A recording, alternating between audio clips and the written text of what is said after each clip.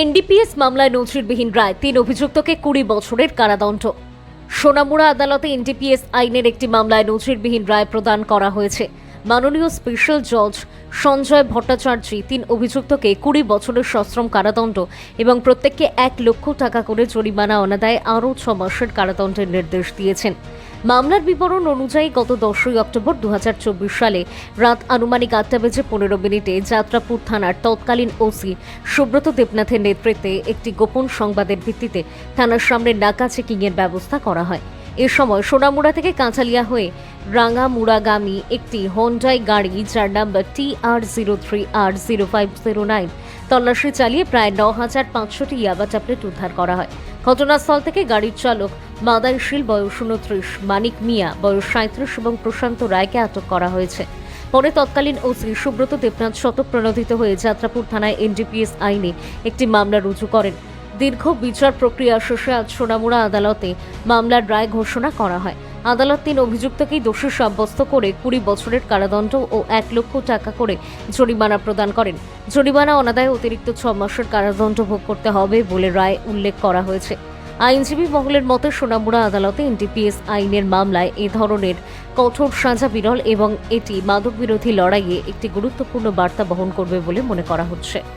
আজকে মাননীয় স্পেশাল জাজ এনডিপিএস সোনামুড়া সিপাহীজলা একটি মামলা যার number special NDPS 6/2025 Jatrapur base case number 57/2024 উক্ত মামলায় চূড়ান্ত রায় প্রদান করেন।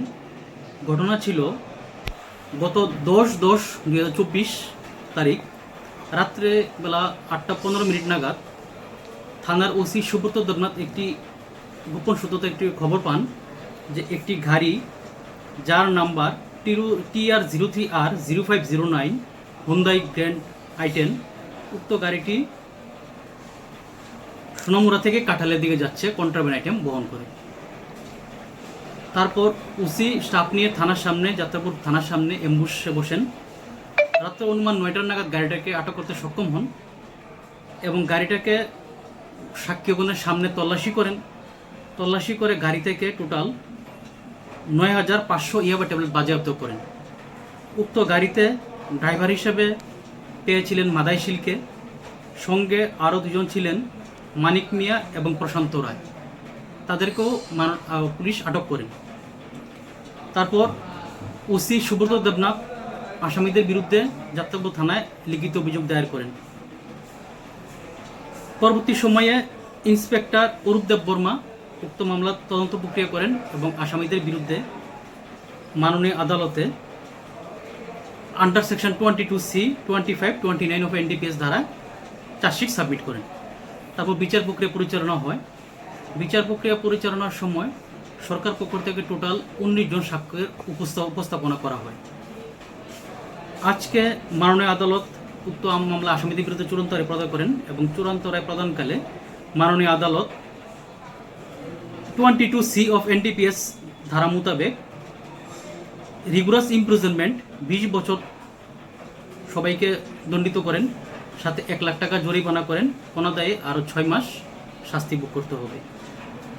এবং আন্ডার সেকশন 25 অফ এনডিপিএস ধারা মোতাবেক রিগুরাস ইমপ্রিজনমেন্ট 10 ইয়ার্স